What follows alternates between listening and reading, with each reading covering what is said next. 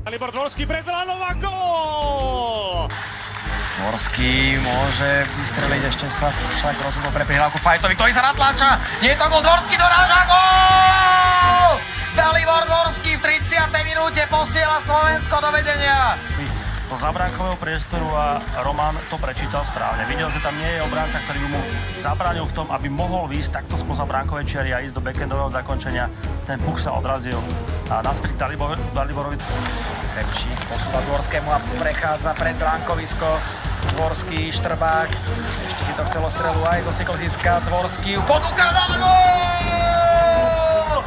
Dalibor Dvorský, je vyrovnané 2-2.